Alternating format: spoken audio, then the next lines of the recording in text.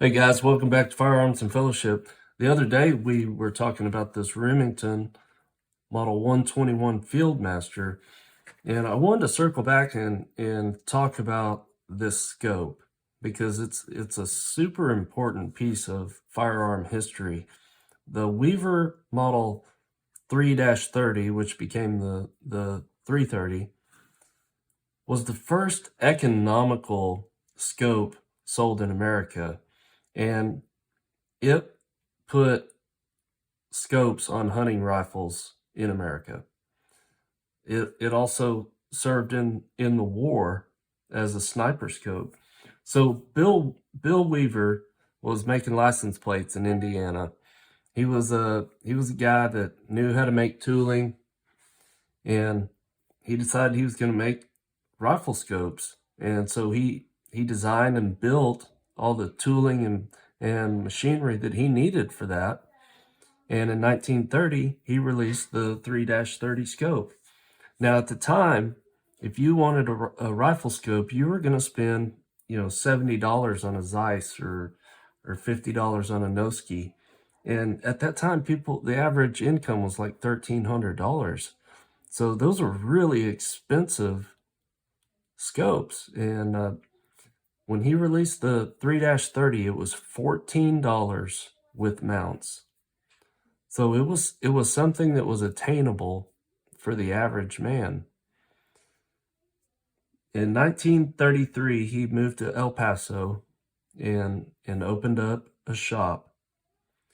By 1936, they employed 50 workers selling these scopes. They sent 36,000 of them to the U.S. military to serve in the war. And these were used in competitions as well.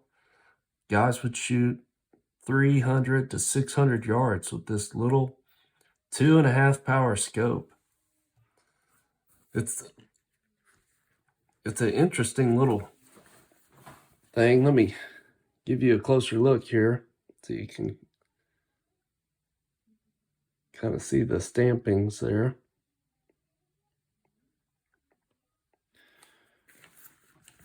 Now, some of them were a little different. This one has like a conical, this is a locking nut.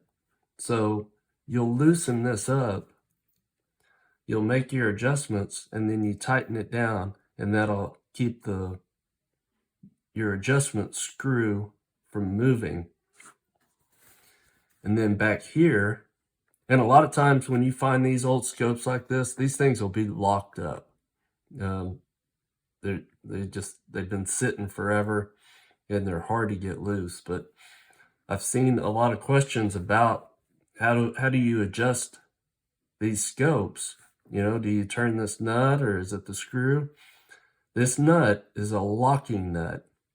The screw is what makes your adjustment. So you loosen up the nut, make your adjustment, and then tighten it down.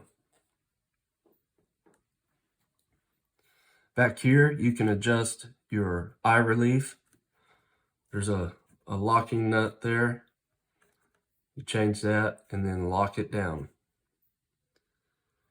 Some of the specs on this scope, it's a 2 3/4 power scope. At 35 feet, or you have 35 feet field of view at 100 yards. The eye relief is 3.5 inches. The scope is 10.5 inches long, weighs 10 1/4 pounds, and it's a 3/4 inch tube. Now, this old scope doesn't hold a candle to what you can get today. It's dim. It's not a great sight picture, but for back then, it beat the pants off of a peep sight.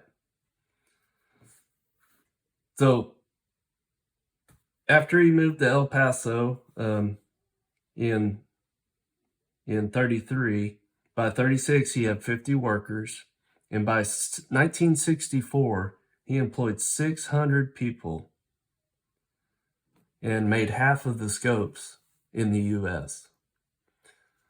He made all of the scopes out of U.S. materials. when he first started out, he did all the manufacturing himself, ground the glass, everything.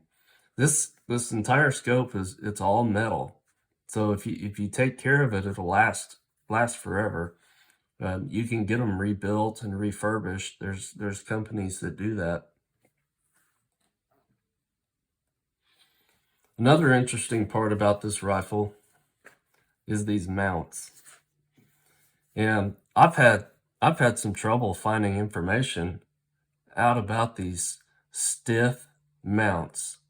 Now they were based out of Texas, and one of their claims to fame was that they made no drill scope mounts. So they would use existing holes to mount the scope. This is a unique scope mount. So on the front, it mounts to the barrel, and the scope actually slides into this tube. So it sort of protects the front part of this tube. And then on the back, you have the 3 holes. This one had to be drilled and tapped for this mount.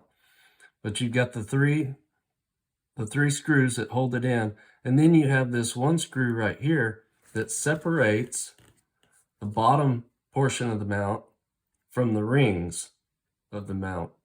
Because this is a takedown model, it breaks apart right here. You loosen up this screw and it comes apart. So you have to be able to separate the scope from this bottom part of the mount, and that's what that big screw right there is for. So anyway, guys, there you have it. That's the Weaver Model 330 with the Stith mounting system. If you guys know anything about this mounting system, or you want to make comments about the scope, leave it down in the comments. I want to hear what you guys have to say. Stith is kind of an enigma. There's a little bit of information out there, especially surrounding Savage 99s. They seem to have been used a lot on those. But this is the only Remington 121 I've seen with this system. But anyways, guys, thanks for watching. Please like, share, and subscribe. It helps us a lot. And as always, have a great day.